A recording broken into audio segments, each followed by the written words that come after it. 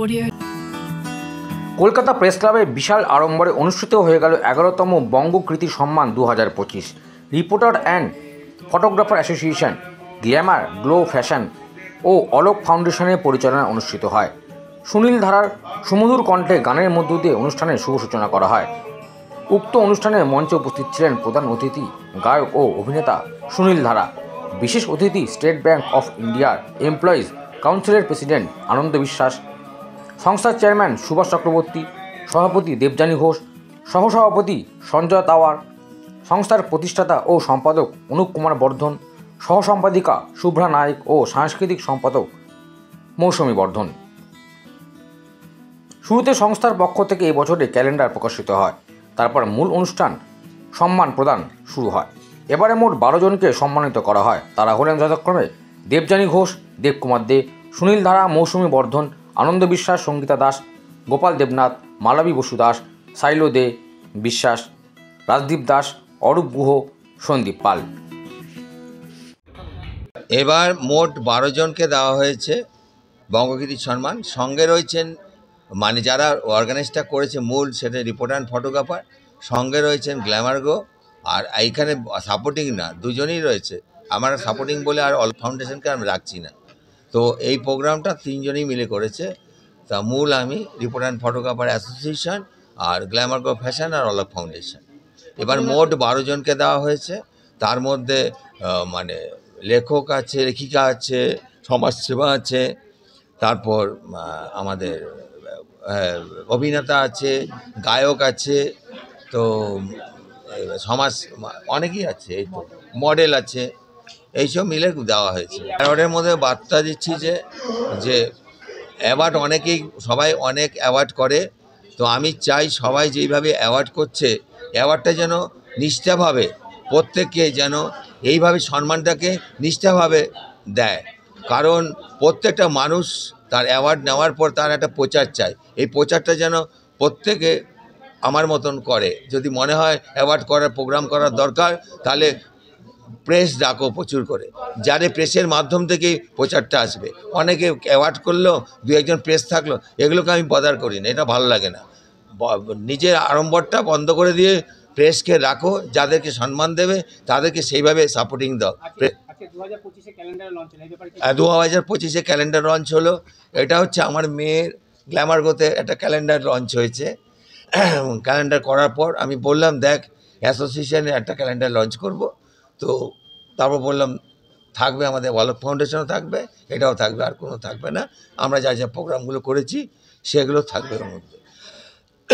এই হচ্ছে ব্যাপার। তো আমরা নেক্সট প্রোগ্রাম আমরা শিলিগুড়িতে করতে চলেছি।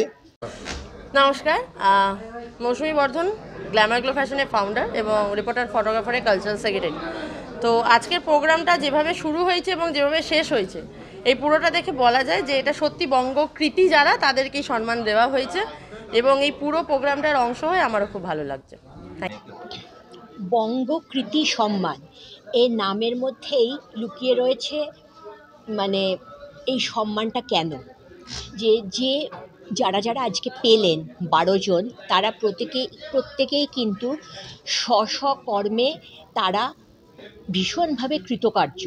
এবং এদের মধ্যে আপনি বলতে পারেন যে কি ইউনিকনেসটা হচ্ছে যে এনারা কিন্তু কেউ তথাকথিত মানে খুব পপুলার বা সামনে পরিচিত এরকম কেউ নয়।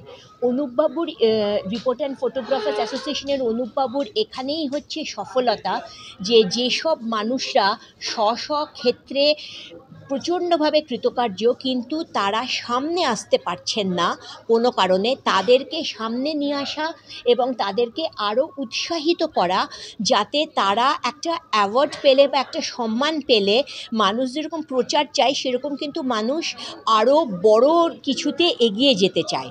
সেইটা যাতে তাদের একটা, এই অ্যাওয়ার্ডটা কিন্তু একটা ধরনের মোটিভেশনাল অ্যান্ড ইন্সপিরেশনাল অ্যাওয়ার্ড। যারা পেলেন তারা কিন্তু এই অ্যাওয়ার্ডটা পাওয়ার পর যাতে আরও বেশি এরকম অ্যাওয়ার্ড পান, নিজেদের যাতে আরও ভালো করে প্রকাশ করতে পারেন, সেই রাস্তার দিকে এগিয়ে যাবেন। এটাই আমার মনে হয় reporters photographers association, glamour glow fashion এবং অলোক ফাউন্ডেশন চেয়েছে, যে যারা পারে কিন্তু কোনো কারণে তারা সামনে আসতে পারছে না, তাদের সামনে নিয়ে আসা। উদ্যোগটা সাধু উদ্যোগ, যেটা আমাদের সম্পাদক নিয়েছেন অনুপ বর্ধন। ইনি শুধু আজকে নয়, সারা বছর ধরে বিভিন্ন মানুষের জন্য প্রোগ্রামটা নেন, এবং আমরা যাদেরকে চিনি না, ওনার আলোকে আলোকিত হয়ে তিনি প্রকাশ্যে আলোয় আসেন। প্রকাশ্যে আলোকিত হওয়ার পরে তার মনে একটা, যেটা দিয়ে বোঝা, চার্জ হয়ে যায়। চার্জ হওয়ার পরে সে কী করে এলাকার সামাজিক বোধটা জাগে এবং সমাজকে নিয়ে কাজ করার তার একটা ক্ষমতা জাগে। আমি মালবী বাসু দাস, বর্তমানে আমি পিডাব্লিউডিতে কর্মরতা। এছাড়াও আমি একজন মডেল হিসেবে 2024 থেকে কাজ শুরু করেছি।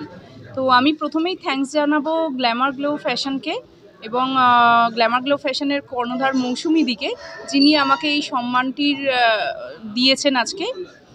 তো বঙ্গকৃতি সম্মান পেয়ে আমার আজকে খুবই ভালো লাগছে, আর এত সুন্দর করে অনুষ্ঠানটি পরিচালনা করা হয়েছে, খুবই ভালো লাগছে আমার। সকলকে ধন্যবাদ। নমস্কার, আমি বীণা দত্ত কর। মিষ্টি বলেই আমাকে এখানে সবাই চেনে, আর ওই নামটাতেই পরিচিত। আমি শিলিগুড়িতে মৌসুমীর সাথেই একটা প্রোগ্রাম করছি, গ্ল্যামার গ্লো ফ্যাশন নিয়ে। তো এটাতে আমাদের একটা ফটোশ্যুট আছে, আর যেটা রিপোর্টার অ্যান্ড ফটোগ্রাফার্সের যেটা একটা প্রোগ্রাম আছে আমাদের বঙ্গ সাংস্কৃতিক কৃতি সম্মান হিসেবে। তো দুটো প্রোগ্রামই আমরা এখনও করতে চলেছি যৌথভাবে মৌসুমীর সাথে। তো ফাউন্ডার, তো তার জন্য আমি রিকোয়েস্ট করব পরে আমাদের কাছে চোখ রাখুন বিশ্ববার্তা টিভিতে, যার সততাই শেষ কথা। চোখ রাখুন বিশ্ববার্তা টিভিতে, যার সততাই শেষ কথা।